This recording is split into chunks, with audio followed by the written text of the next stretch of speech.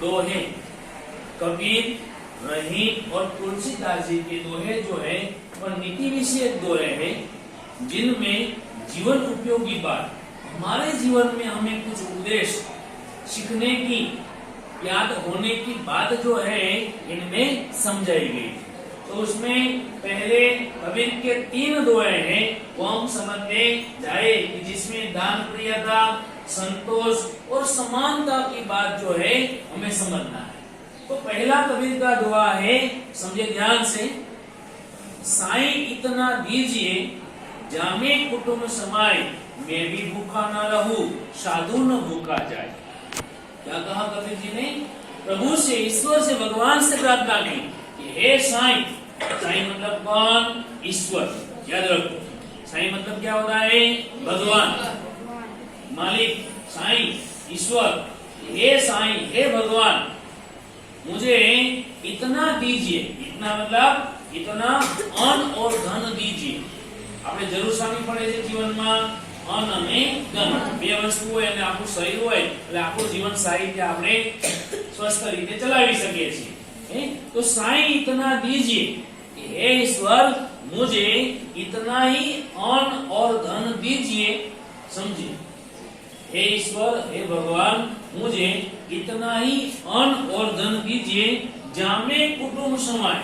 जामे मतलब जिससे, कुटुंब मतलब कुटुंब, परिवार, फैमिली जो है, जिससे मेरे कुटुंब का समय समाविष्ट हो सके, मेरे कुटुंब का जीवन निर्वाह हो सके।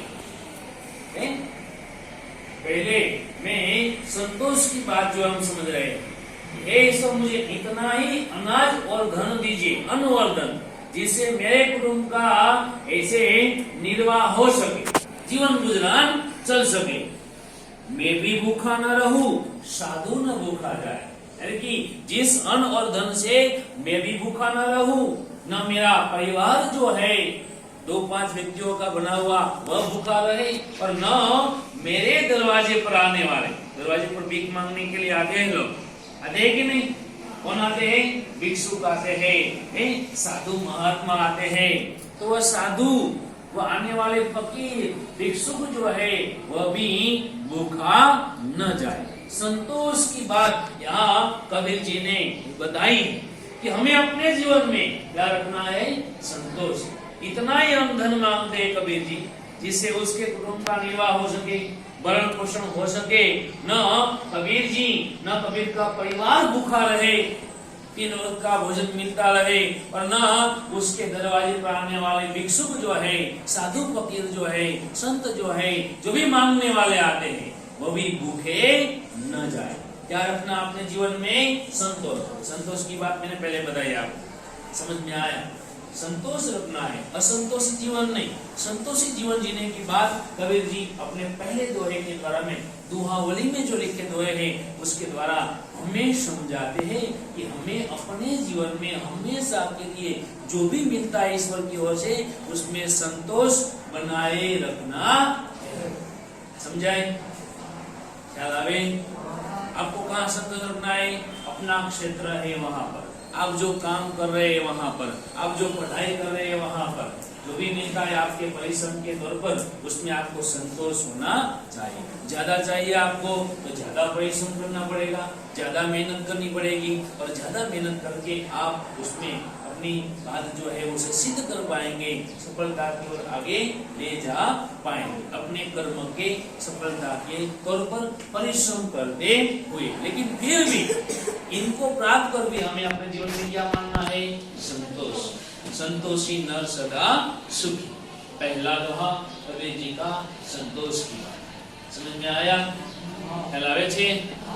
ओके। दूसरा दोहा याद रखिए आप, बाद में मैं आपको पूछता भी 3 दोहे के पश्चात। दूसरा दोहा है, बहुत बढ़िया है। बिना विचारे जो करे सो पाछो पछताए, काम बिगाड़े आपनो जग में हो दशाए। दूसरे दोहे में सुंदर बात बताई है कि बिना विचार, बहुत सारे लोग दुनिया में विचार किए बगैर ऐसे कुछ काम कर डालते हैं।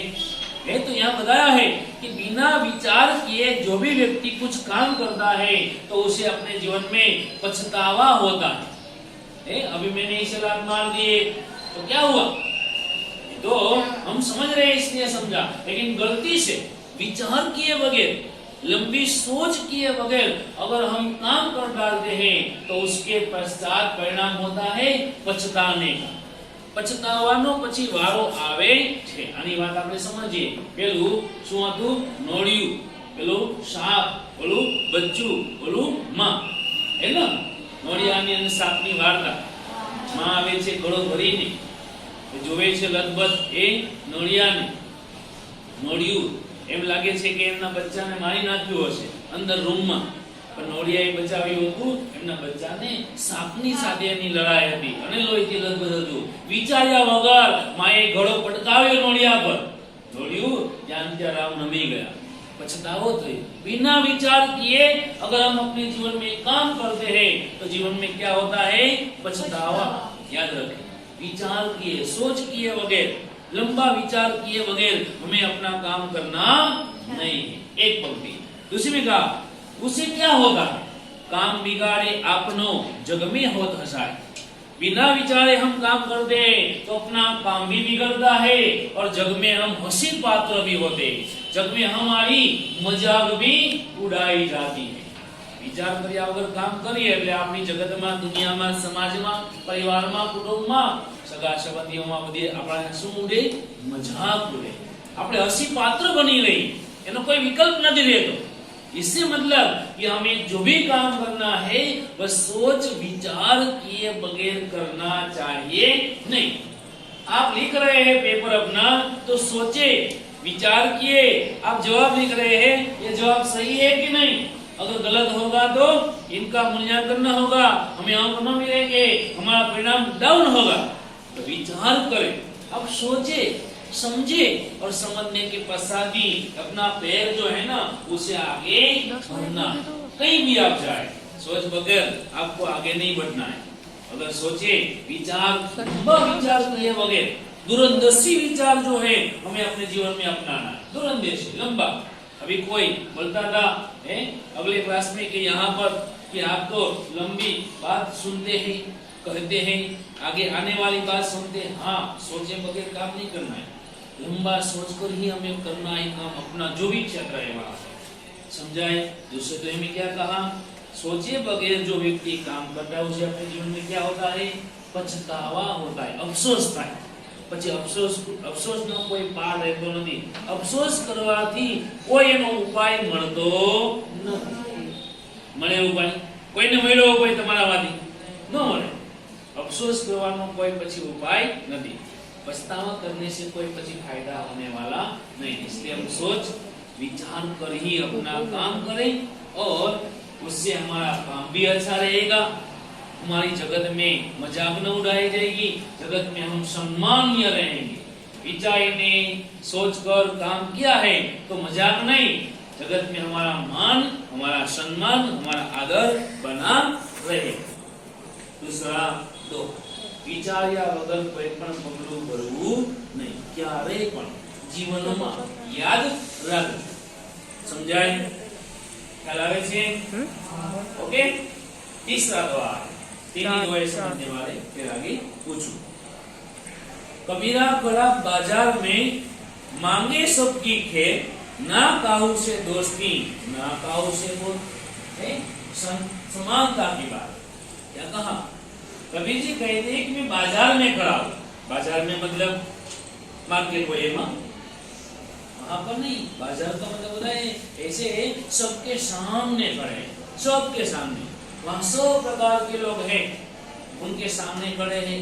कबीर जी खड़ा है बाजार में, मंडी में, चार रास्ते पर जहां पर सब लोग आते जाते रहते हैं।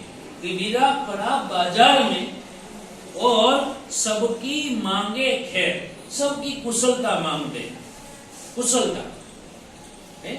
मैं कहूं कि आप बीमार हो तो वो बात ठीक नहीं है। मैं कहूं आप ठीक हो तो बात ठीक है। आप स्वस्थ हो तो बात ठीक है। तो कबीर जी ने क्या चाहा? ईश्वर से क्या मांगा? भगवान से।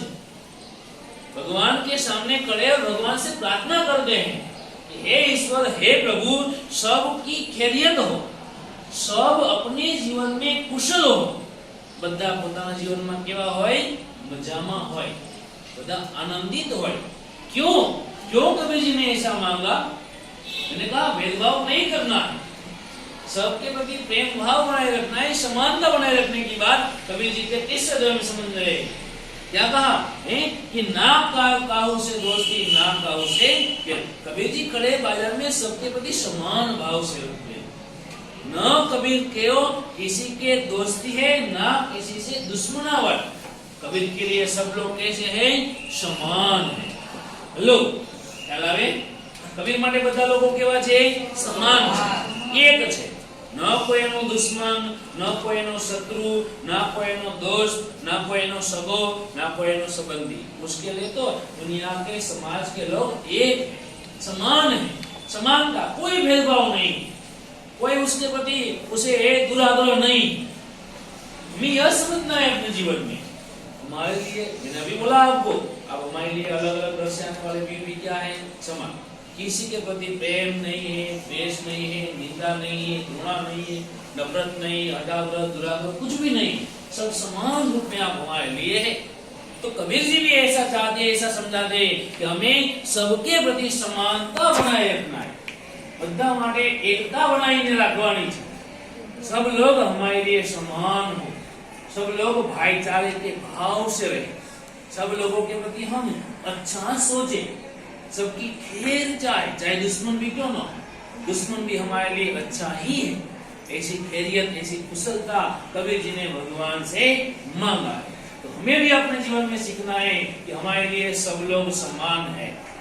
क्या सीखेंगे हम? सब लोग समान है, सब लोग एक, उसमें हमारे प्रति प्रेम है, हमारे प्रति दयालुता है, हमारे प्रति ऐसे नजदीकीपन है।